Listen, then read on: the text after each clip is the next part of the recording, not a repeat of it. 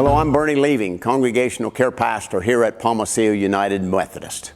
Welcome to this week's PrayerCast, the first after my having taken 3 weeks off to do some traveling to visit family and friends. Our last family stop was just northwest of Philadelphia. There, my wife Cindy, grandson Luke, and I visited the National Shrine of Our Lady of Czestochowa, a Polish-American Roman Catholic church. I hope you will soon understand why it is one of my favorite places to visit. The shrine began in the early 1950s when a priest bought land and converted a barn into a chapel. It was dedicated to the Black Madonna of Czestochowa, Poland's most important religious icon. He wanted to reconnect Polish Americans with their Catholic roots. The present church was built in 1966 and was dedicated as a shrine.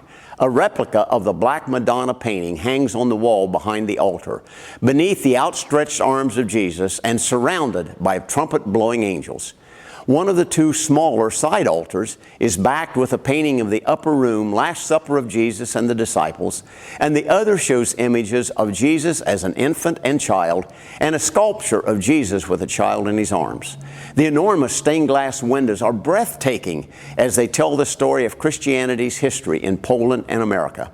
Over the years, a Polish-American cemetery, a monastery, a visitor center, and an outdoor pathway with the Stations of the Cross have been added to the site.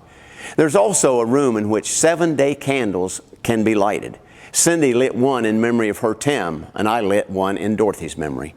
On the grounds, there is a large statue of Pope John Paul II, the first Polish Pope who brought about a rejuvenation of Catholic influence around the world. For the first time in history, the United States gave formal diplomatic recognition to the papacy. As an ardent critic of communism, his influence brought about a turning point in Polish politics and helped fuel the beginning of the Solidarity movement. Mikhail Gorbachev remarked that the fall of the Iron Curtain would not have been possible without John Paul II. At the base of the statue, there are words which he spoke at his inauguration. "Do not be afraid, I say. Open wide the doors for Christ." It was a challenge to the whole of Christianity to open wide the doors to Christ's saving power, the boundaries of states, economic and political systems, the vast fields of culture and civilization. It has been 38 years since he issued that challenge to the church. The world today certainly needs that saving power of Christ. May you and I do our share today and tomorrow to open wide the doors of our lives to Christ, that we might be witnesses of God's love, grace, and peace in these days. I close with one of John Paul's prayers.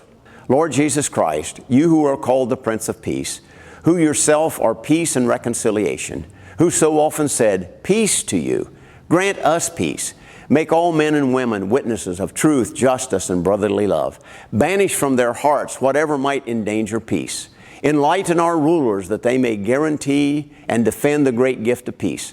May all peoples on earth become brothers and sisters. May longed for peace blossom forth and reign always over us. Amen.